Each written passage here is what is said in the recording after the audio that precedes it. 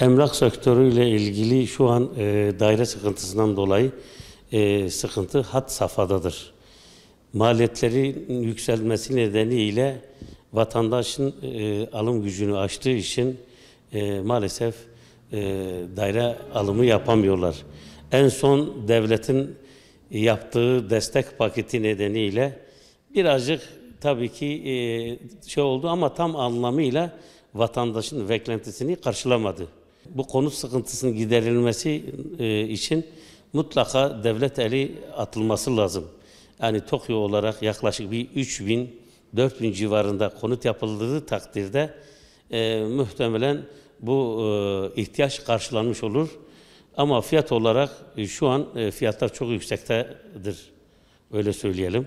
Tabii ki yani TOKİ eliyle yapıldığı zaman yani işte uygun taksitlerle satıldığı zaman geliri düşük olan herkes alım gücü olmuş olur o zaman. Ama şu an müteahhit dairesi fiyatlar yüksek olduğundan dolayı maalesef sadece geliri yüksek olan kesim alabiliyor. Alt gelir grubu maalesef konut alınmakta çok zorlanıyor yani. Devlet acilen bu konut işine el atması lazım. Yani TOKİ'nin özellikle TOKİ'nin konut yapması lazım. Yani en az 3-4 bin konut ihtiyacı var şu an Batman'ın. Aklında beklentisi var.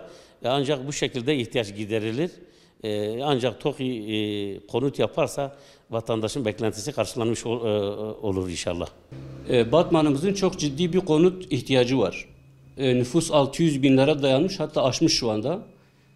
Şu an Türkiye'nin ve hatta dünyanın genel ekonomik sıkıntılarından dolayı maalesef bize de yansıması var, piyasamıza da yansıması var. Maliyetler had safhada. Artık normal dar gelirli vatandaşı bırakalım, orta direğin de artık daire alma sıkıntısı yaşadığını görüyoruz. Bundan dolayı sadece işi müteahhitlerin yapacağı daire adetlerine bıraktığımızda çok ciddi sıkıntılar yaşanmaktadır maalesef.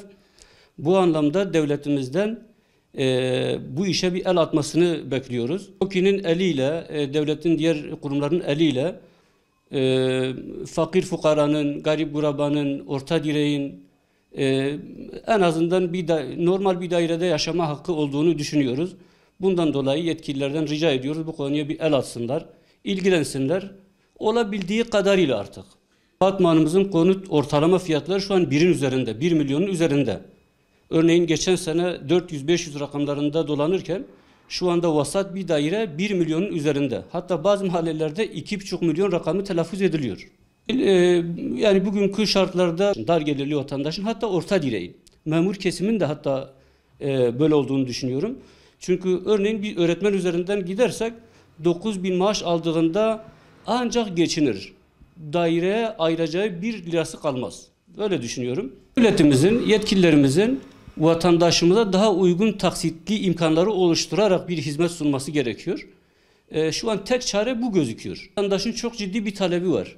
Yani Batman'ın özel genç nüfusu, dinamik nüfusu, her gün artan düğünler, evlilikler, yeni oluşan ev ihtiyaçları. Yani Batman'ımızın bu konuda çok ciddi bir ihtiyacı var.